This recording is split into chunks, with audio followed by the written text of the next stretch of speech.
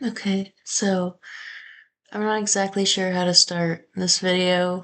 I've never done really anything like this before, but I told myself when I got to school that I was going to start a YouTube channel in the hopes of making everything I was about to do and all the changes I was about to go through feel a bit more understandable. I have a hard time processing change for a lot of different reasons and in a lot of different ways. But one of the biggest ways I coped with that is kind of framing my life as a movie or as something to take a lesson from and not exactly like in the moment, which is probably incredibly unhealthy in some ways. But it's the only way that really helps me process when I'm having a hard time dealing with a new situation. So, I made this channel with the hopes. Oh, my camera's freaking out.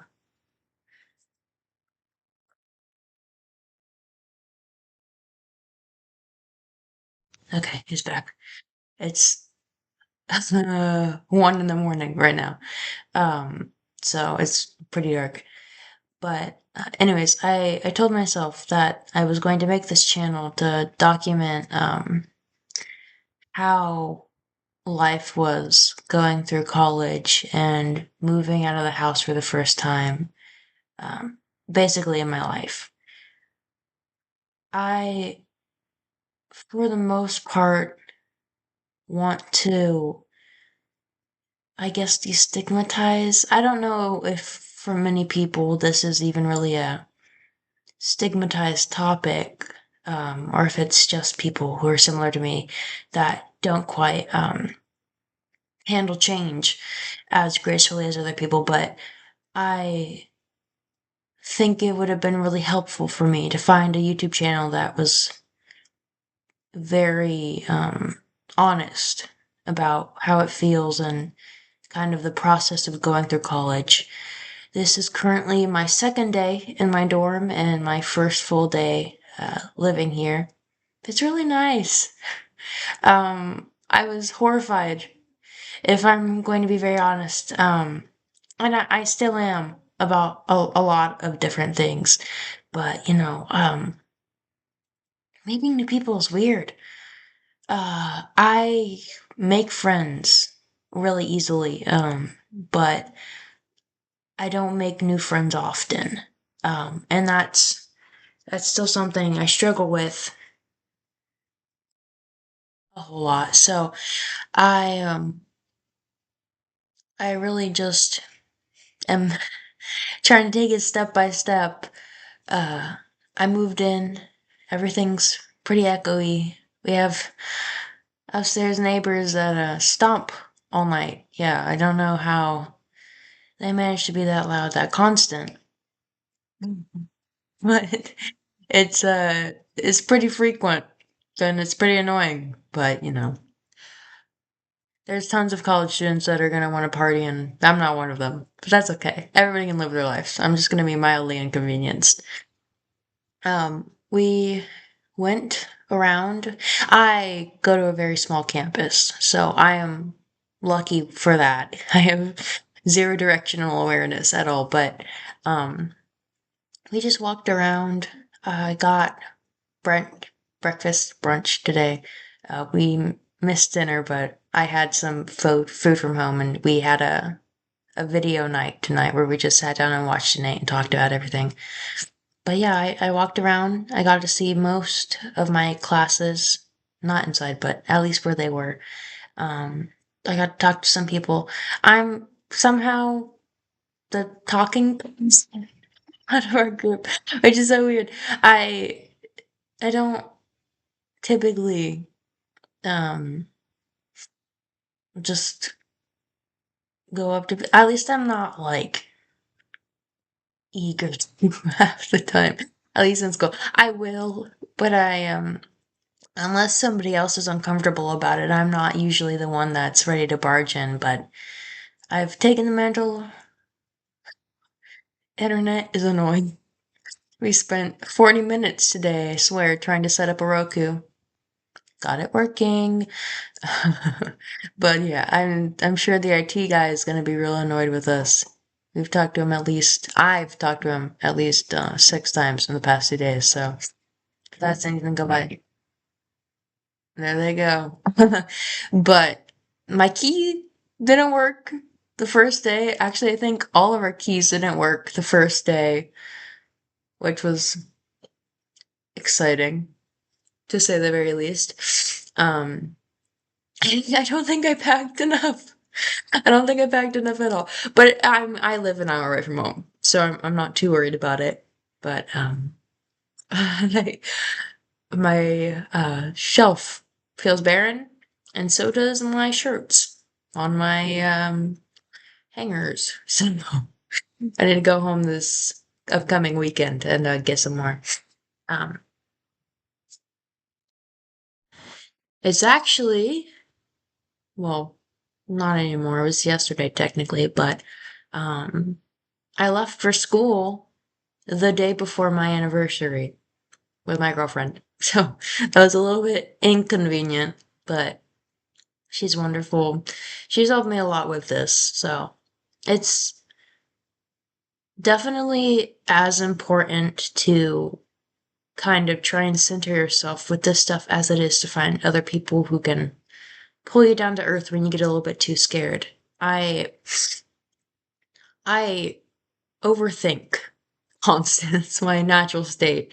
Um, so I think I've thought about every single mistake that could happen, every single problem or issue or horrible situation that's run through my mind at least twice. So, being able to be kindly guided back to the present where those things haven't happened to you yet. And, you can try and be as prepared as possible, but things are gonna happen if they happen. But nothing's happened so far.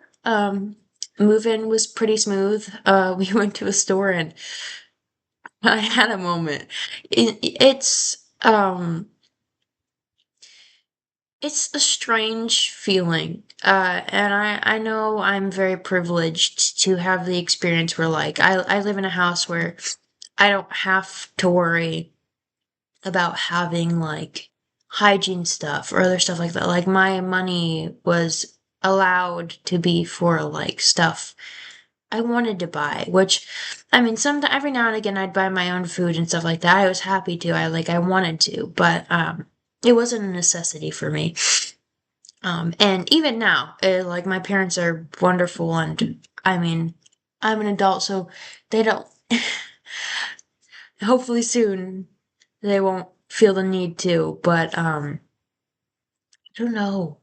Going to a store where like you have a set amount of money left, and like you're trying to prepare for essentially being on your own for the first time. It's a lot mentally. And it can kind of hit you with the simplest things. Like I was looking for like soap and shit. I needed bathroom stuff for my dorm because I wanted to keep my stuff in my own personal room. And the stuff I used was expensive. I mean, not disgustingly expensive, but it was, pricier than a freshman college student wanted to spend on shampoo and conditioner, but also I didn't want to um, excuse my vanity and get a combined shampoo and conditioner because I would just like to have them separate. But I like had a moment where I felt so naive and a little stupid. Like it was so loud and everyone there were so many people, um, all around, and, like, just, like, clicking into place, like, you're buying stuff for your own place with your own money, and you're looking at all these shelves filled with every fucking soap under under the sun and moon. Um, and it shouldn't be a hard decision. It's not a hard decision, but, like, it feels so daunting and weird. I don't know if that's just me, but I was getting a little overwhelmed, just emotionally and mentally. It's a lot. All of this is a lot, and as much as I'm feeling better about everything, like, it's not cured. My anxiety isn't cured. My fears aren't cured. I mean, my classes hadn't even started. I'm rooming with somebody who, for their own reasons, I will not judge or not judge. Like, I'm happy for them. They only have a class this semester. And I'm starting with 8, I think. Maybe. I'd have to recheck. But it's a big number. It's a big number. Apparently a musical theater major isn't as easy as I'm sure some people would assume. Um, but I'm in my room currently alone. My roommate is off with her family for the night, but I moved in, got everything up. I have my decorations, but it's dark. You can see. I'll try to take a video with my phone and add it in, but everybody's so nice. Or the people I'm rooming with are so nice. I have not met a lot of people. But they're all scared too. And for for different reasons, and they're living in different lives than I am, but we're all like so new. Um, and it feels good in a way to be surrounded by so many people that, like, when you say something, just nod like it's second nature. And it's not even crazy stuff. Like, one of my roommates who just moved in today, just walked in the room and she goes, "Are you as worried about this as I am?" And yeah, in all honesty, yeah. Um, I was holding it together pretty good, the whole day, besides being overwhelmed and so hot. It was 103 degrees. Good in the heat. Um, but when my parents, dropped me off for the last time, I was like, I was doing okay, or, I don't think I was processing it as much as I did. And then they started talking like it was a goodbye, and I'm like, I live an hour away. It's not a goodbye. I'm gonna see them maybe every weekend for the first little bit. But, like, I realized I had to turn around and walk into a new building, into essentially my new home alone, um, where, I'd be surrounded by these people I knew for a few hours, in a bed that isn't my own, that I have to jump into. I'm so mad at that. We're getting a step stool tomorrow, I think, because I am already so tired of jumping into my bed. Um, anyways, but, like, just walking back and, like, there is, like, the shift, again, moving back into, like, the movie thing. I was, like, walking as if I wasn't me. Like, I was walking as if I was a protagonist in a movie about, like, somebody going to college. Like, this is what you're supposed to do. Um, and I was, like, sobbing. And I kind of just had to sit outside and collect myself for a second because I didn't want to go inside sobbing in front of all these, like, older people that I don't know at all. Um, but yeah, it kind of really hit me at that moment. It's like, I'm in my own room right now. And, like, I don't have siblings. I've never had siblings. I've never, well, besides when I was very, very little, haven't really had to share a room. It's always been by choice if I've had to. And I really value my space a lot. Like, I can get overwhelmed, and I can get tired, and feeling like I have to perform or be reasonable or what's it acceptable in front of somebody. Um, Not that like I get into my room and I start throwing shit. It's just like I I prize being able to drop the mask that everybody expects to see. So when I go home and I'm in my room, like that's my safe area. I get to be myself. And I don't have anybody watching me, expecting me to be a certain way or to be personable. I can just, calm down and collect myself. But here, um, as much as my roommate's very nice, like I have a roommate, so it's not the same. But last night wasn't bad at all. It's gonna be a little bit of a learning curve. I like to watch videos when I go to sleep pretty loud, so I slept with my headphone on yesterday. Yeah.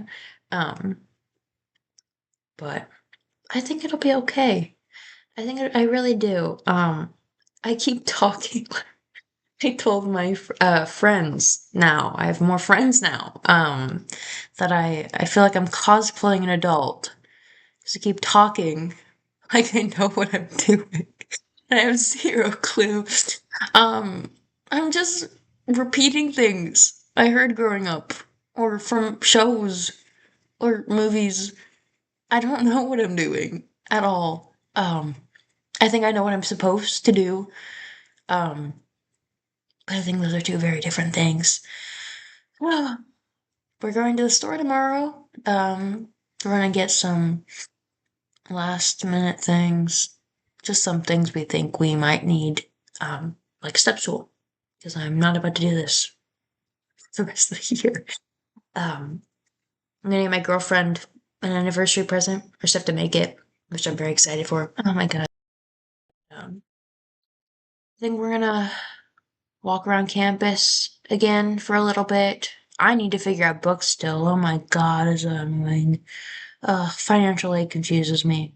But, for all intents and purposes, I'm pretty lucked out on that. And yeah, I mean, I'm gonna go to bed, wake up. I slept in this morning. I feel bad. My roommates aren't to the point where they can just shake me awake. And I slept in a little bit. That's fine. We still have brunch and everything. I went to a really cool antique store today. It's pretty cool. I won't say enough because I think my mom might watch this and I bought her something. Oh my god, though. I put a jacket back. I hope it's still there when it's not a jacket, it's a coat, excuse me. I hope it's still there the next time we go. It's a vintage store. And it has so many like racks and rows of just authentic vintage clothing, which I'm a sucker for. I love vintage stuff, especially like old Hollywood stuff. Um, and there was this like 40s, 50s, like fur coat for $18. It's so close to getting it. And I didn't have enough money in my wallet, so I was like, probably fate. But if it's there next time I go, I'm getting it. It was so gorgeous. Oh my god, it was gorgeous. There's a lot of cool things here.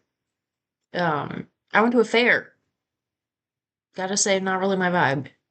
I'm used to the Mushroom Festival, which is like town square. And that's it. This was huge. It was very loud. There was at least 9 vendors at all times playing different genres of music at 100 volume. Most of the places were food. I was sad because like the Mushroom Festival has at least equal vendors as they do food. They don't have to be good vendors. Like they have vendors though, but there was like not many vendors at all there. There was just so much food. And my feet, I have a blister on the bottom of my pinky toe. That shit hurts. It hurts bad. Oh, my feet can't walk good. But me and my roommate who went with me, we sat down. No. Okay, there you go. We sat down on a bench, because we were both tired of it, like after 30 minutes of walking, and we were waiting for their parents to be done. And a tractor rolls up with a lot of seating, and it goes 50 cents per person for a ride. And we said, we're not doing anything better with ourselves, and this is a moving seat, so might as well catch a breeze while we sit.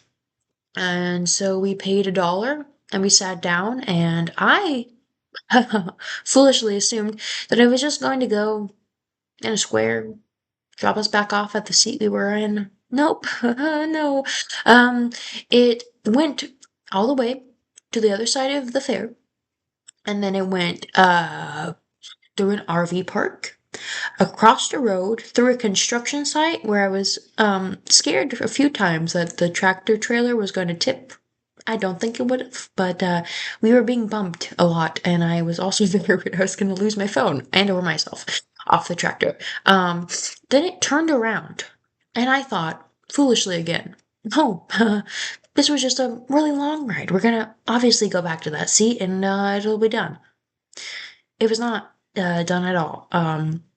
They drove us through a gate, and then we got a wristband to show that we were supposed to be there because they took us out of the fair. Um, and so we went in, and so the food in the three vendors was like towards the entrance, and the not the arcade, the amusement park section was like a ways off. They went to the amusement park, and I don't know where they were going after that. But my roommate's partner, not partner, my roommate's parents called and were like, "Hey, where are you? We're done." And so we hopped off at a random stop, and walked for probably another good 30 minutes. He really hurt.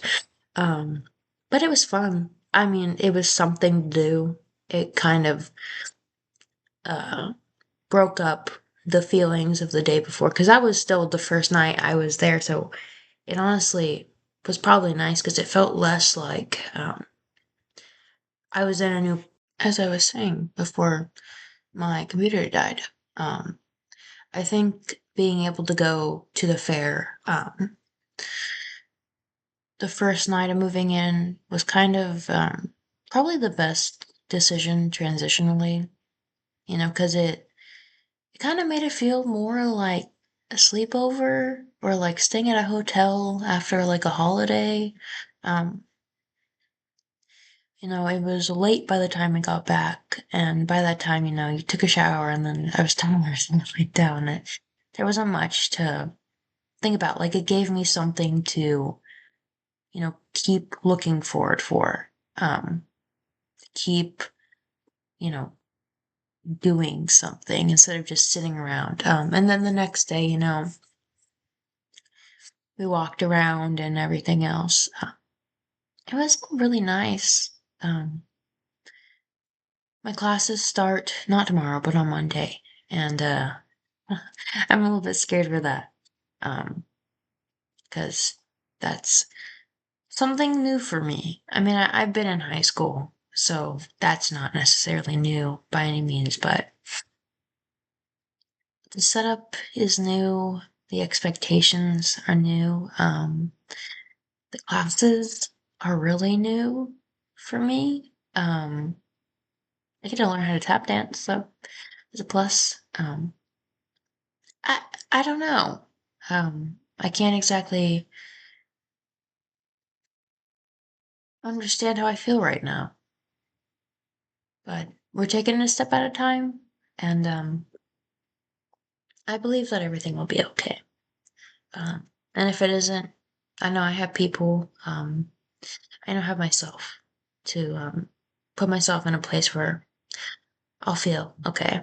But I'm not scared of these people.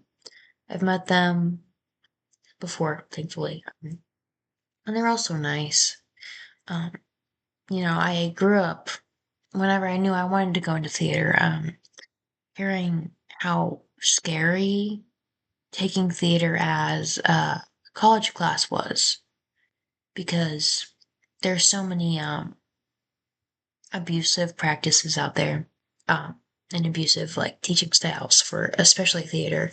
Um, so I was worried for a long time, because I love theater, but I didn't want to be putting myself in that situation. So I was kind of defaulting to music, and vocal training specifically for a very, very, very long time until I realized that musical theater in itself was a major.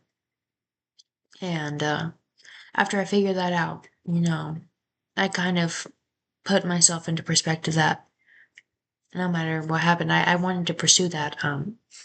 It's my passion. I love it.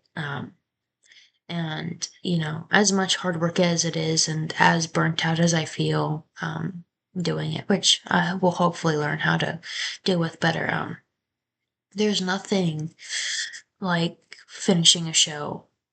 Nothing gives me that same feeling.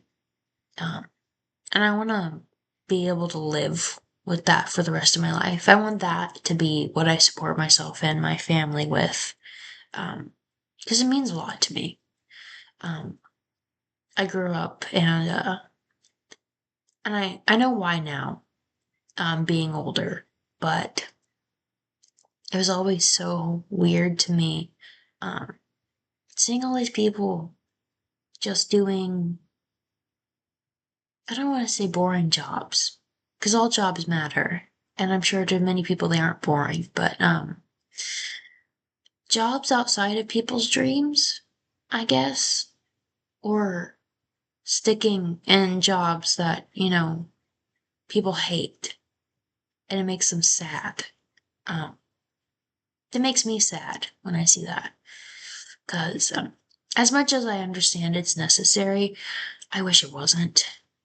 I really do. Because you don't deserve to live in misery. Although, I mean, that sounds dramatic.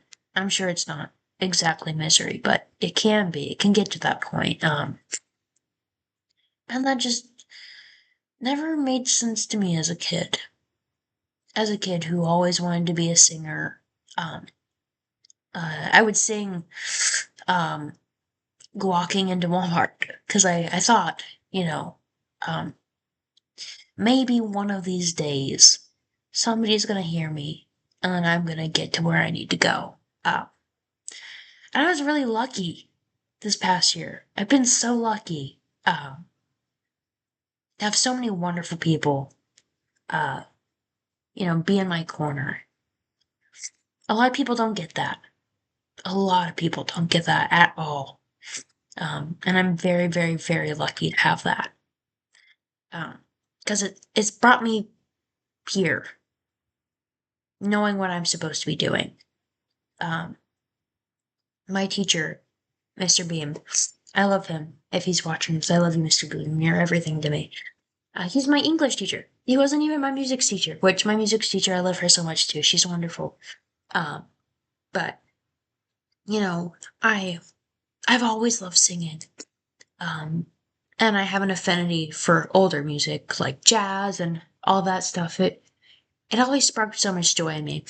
Um, I didn't see a lot of people my age, which that sounds pick me, but I don't mean to like that. It's just I love that music. And so sometimes it's easier for me to connect with people older than myself. It's always been that way. I mean, I grew up without siblings or a lot of friends. I grew up around adults. I feel more like a kid now than I did when I was a lot younger than I am now, which is weird, but it happens. Um, but anyways, I was in class, and I mean, I ended up talking about it. I love singing. It's not a secret. And he plays the piano. He plays the piano so good. He has lived more lives than I think I'll live in my one. Um, but he used to play piano at his own bar. He used to play like jazz and just he calls it brothel music. But um, and so I sang with him in class. Um, he played the piano and he said, "What do you want to sing?" And I said, "I just what was it? Uh, I can't remember the name right now. I know what the song it is. I can't remember the name. But I sang that song with him. And he enjoyed it a whole lot. And he said to me, he said we should make like a jazz club or a singing club or something. And obviously I was down. I love any excuse to sing and be obnoxious. Which that club sadly did not end up being a thing. We didn't have time to do it. But what did happen was I was very graciously invited to sing with his small band, Beam and Eats, who has now played, was it like 2,000 plus gigs, 1,000 plus gigs? A lot of gigs. They've been doing this for a very long time. But I was very graciously allowed to sing with them at one of their first gigs at a new location. And I was scared. Oh my God, I was scared. Because I sing and I act.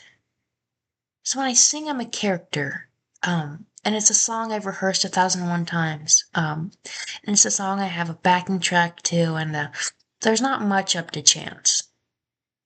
Um, but with this, it's a gig. You're in front of a live audience, and you're yourself. You're the most yourself I think you can be. Um, as somebody who has now gone through a vocal training program, well, not training, uh, not technical training as much as skill training, um, performance training. But being on stage is vulnerable, and it's scary. And I've struggled with that for a long, long time. Uh, but I went to that gig, and I sang, and I messed up, and I had fun. And it was fun when I messed up because I got to look over at Mr. Beam and he was smiling at me. And he messed up and he'd look over at me and I'd smile at him. And it was okay. And nobody was mad. They clapped. And then they came up to me after the show and they said, "You were amazing. Thank you for showing us your art. Thank you for performing." And I felt so honored. I felt special. And it made me feel really good about myself, about art, about what I did, um, what I loved to do. And so from there on, I would go do gigs with him as much as possible. I mean, just around my town area. It wasn't far, but, you know. And it was like the same songs. Had a set list. Um, but I got to be outside. And I got to dress up and feel pretty and sing and feel cool. Because, I wanted to do stuff like that since I was a kid. A kid. And I didn't think it was going to be something I ever did. I thought it was going to be something I wanted to do. Um, but then I was a junior, a junior and a senior in high school. And I was out singing gigs. And people liked it. And it felt so nice. Um, and then Mr. Beam, did even more for me. Seeing these wonderful people up in Kansas City, who helped run a very nice museum. Um, it's the Jazz Museum of Kansas City. And attached to that beautiful museum is a place called the Blue Room, where a wonderful teacher called Miss Lisa Henry, does vocal classes on a semester basis for young artists who want to learn about jazz, about being a performer, about the technicalities of it, about how to show yourself, how to learn songs, how to stand up for yourself, and how to overcome a lot of your fears. He got me into contact with one of those people, and I was so scared again. I felt stupid. I felt naive. I felt out of my place. I didn't feel like I deserved to be there. Quite frankly, because my whole life, I've been very proud of my voice. Um, but I knew a lot of people knew a lot more than I did. A whole lot more than I did. And that was scary to me because I felt like I was taking up a space that I didn't deserve to take up. And I got to class, and I was so scared. I think at least for the first semester, every single time, every single day before I went to practice, I had stomach aches because that was how anxious I was to be in there. Um, and then slowly, Miss Lisa stopped being just an instructor and started being my friend. As much as a friend as she can be to a 17, 18-year-old child, but I like to consider her a friend, you know? I came out of my shell a little bit. I made mistakes all the time. I was stupid all the time. I didn't know things most of the time. Um, but I was okay. And as much as like we joked around about some of the stuff I didn't know, like I was never ridiculed for it. That was a place to learn. That was what that was about. It was to learn and to get better and to feel better about yourself and your craft and your artistry. And it truly did help. Because I left there feeling comfortable on a stage being myself. And that wasn't something I had felt, I think, ever. I was always a character when I was happy, when I was comfortable. Being on that stage and taking her lessons made me feel like I was allowed to be on a stage and that, like, if I was not a perfect performer, you know, performing was enough to make being on the stage worth it. Yeah, it was a damn good teacher. And I'm very lucky to be in contact with her still. And so is Mr. Beam, who is still a lifelong friend for me and will always will be. But I've been so lucky. I've been so lucky um that I've got those opportunities and I've got to have those experiences. Because without them I don't know if I'd feel even half as prepared sitting on this bed right now. And my theater teacher, um, I've gone through three. The first one was my first theater teacher. I mean, I've done community theater, but my first high school theater teacher. And she was there for a year, and I loved her so much. And when she left, it was devastating. And the next teacher I had was rough. It was rough mentally for everyone, and it was very taxing, and it made me lose faith a little bit of my high school theater and of the joy it brought me because it was bad. There's no nice way to put it. It really sucked for 2 years or 1 year. And then the next year, my choir teacher who did the music for our theater shows stepped in to direct as well as Mr. Beam, which was very, very nice. It was different, but it was nice. And I put on one of my favorite musicals ever, and I loved it so much. And I was so sad it was over when it was over. Um, and it kind of brought my faith back a little bit into that. And this past year, we got a new teacher. She just moved in, and she was so kind to me. And she took a lot of time to talk to me about it because, I nothing to say badly about other people because you shouldn't be required to like want to do it for the rest of your life to be in theater, but I was kind of the only student that was really looking to go into theater as a career. And so she kind of talked to me more about it. And she really helped me kind of set a perspective in my mind of what all it would take and my worth in that area. Because I'm very confident in my voice, but as good as I think I am an actor or as many compliments as I've gotten, I know I'm not as skilled as acting as I am other things. Um, so she kind of talked to me about that, and it helped a lot. just to deal with, imposter syndrome, which I don't think is ever going to go away. I don't think it usually does, but all these people who didn't need to, who didn't need to help me at all, who weren't required to, who could have just seen me as a kid with an ambition and chalked it up to every other kid with an ambition. Um, they they saw me and they helped me so much, and I'll be eternally grateful for that.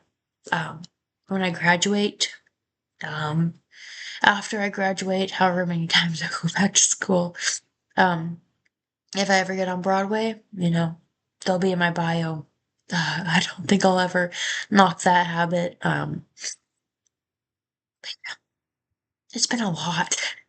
I've been so scared. This past year. This past year has been really hard.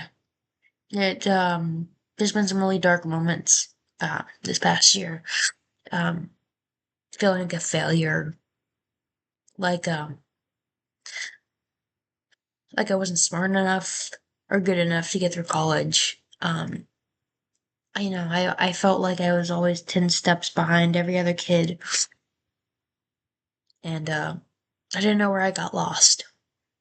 I just knew I was behind, and, that's a scary feeling for anybody. But I I was worried, and I was depressed, and, I didn't know what I was going to do. Um, SFCC was, like, the last place that I kind of set my mind to. Um, before that, I, I wasn't really thinking there was gonna be any issues, and then the college I wanted to go to, didn't accept my audition, and that really hurt. Um, that knocked me down a lot of pegs, and I wasn't okay for a while after that, because I already felt like I was 10 steps behind, and, when that happened, I felt like I was 20, and it was hard to even put into perspective what I was supposed to be doing. Um, uh, and I didn't feel like doing anything anymore after that. I knew I had to, and I obviously pushed through it, but it was daunting. I'm somebody who, when I set my mind on a plan or an idea of success, it cements. Um, and so when the rug gets pulled out from under my feet, I hit the ground hard. I hit the ground really hard. And it takes me a little bit to get back up. Um, thankfully, I had the wonderful people I have today, to kind of pull me up a bit and, dust me off and set me straight. And I started hunting. I started doing better. Um, and now I'm here. And, I have a theater group that's very nice. And I have a theater teacher who scouted me out, who wanted me. And, that was important to me. I kind of had to have a few conversations with my family because, it wasn't the college I wanted. Um, and that was hard for everyone. Because obviously you don't want to see your loved one, um, settle. Which I don't feel like I'm settling now. And I was having a hard time, as I said, wrapping my mind around everything.